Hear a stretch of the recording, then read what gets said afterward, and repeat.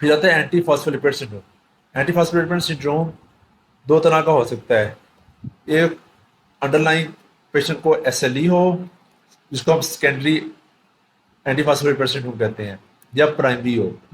इसको हम लोग डायग्नोज कैसे करते हैं कि पेशेंट को रिकरेंट थ्रोम्बोसिस हो रहे होते हैं, और थ्रोम्बोसिस भी ऐसे जो कि आर्टीरियल और वीनस दोनों होते हैं।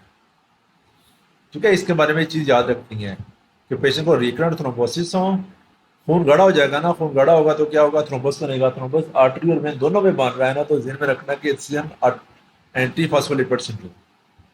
तो एंटी फॉस्फोलिपिड सिंड्रोम को आप डायग्नोज करते हैं इसकी एंटीबॉडीज के साथ।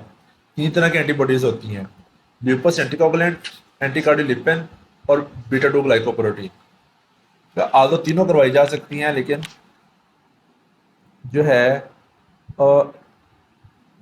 एक भी पॉजिटिव हो, या अंडरलाइन पेशेंट की एसएलए की हिस्ट्री हो, रिकरेंट उसकी थ्रोम्बोसिस की हिस्ट्री हो।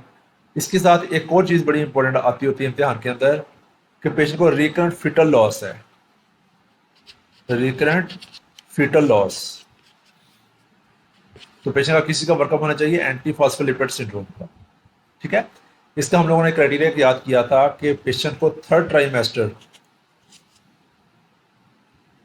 का एक बेबी लॉस हो, और फर्स्ट ट्राइमेस्टर के दो बेबीज लॉस हो, तो क्या होगा, उस पेशेंट को हमेशा वर्कअप होना चाहिए एंटी फॉस्फोलिपिड सिंड्रोम का। ठीक है, ये कॉन्सेप्ट जरा समझ लें। एक एंटी फॉस्फोलिपिड सिंड्रोम, इसमें थ्रोम्बस बनते हैं। जब थ्रोम्बस जो हैं, जो आपके प्लेसेंटा में जाएंगे, तो क्या होगा, बच्चे की ग्रोथ रुकेगी। ग्रोथ रुकेगी तो क्या होगा, वो फीटल लॉस हो जाएगा। तो रिकरेंट फीटल लॉस की हिस्ट्री हो, या रिकरेंट थ्रोम्बाई बनने की हिस्ट्री हो, तो diagnosis is anti phospholipid syndrome. इसकी लैब एंटीकोगुलेंट, लैब फाइंडिंग लाजमी याद कर लीजिएगा। लिपस एंटीकोगुलेंट, एंटीकार्डियोलिपिन और बीटा 2 ग्लाइकोप्रोटीन, ये तीन एंटीबॉडीज होती हैं इसकी। ठीक है।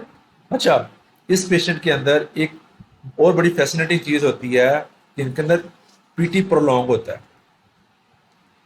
हमें पीटी का कॉन्सेप्ट ये है कि किसी पेशेंट का पीटी प्रोलॉन्ग होना, इसका मतलब है कि उस पेशेंट को ब्लीडिंग के चांसेस ज़्यादा हैं। लेकिन इसमें उल्टा हो रहा होता है।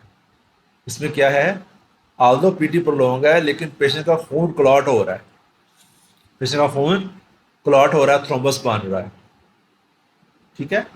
अच्छा, दूसरा इसके अंदर फाल्स पॉजिटिव वीडीआरएल आ जाता है। वीडीआर का लफ्ज हम लोग और कहाँ पे सुनते होते हैं, सिफिलिस के अंदर। सिफिलिस के अंदर, सिफिलिस का टेस्ट हम लोग यूजुअली एडवाइस हुआ होता है पेशेंट्स को, जो लोग बाहर जा रहे होते हैं, अपना मेडिकल करवाने आते हैं, फिर सिफिलिस का टेस्ट लेके आ जाते हैं कि ये पॉजिटिव आ गया हुआ है।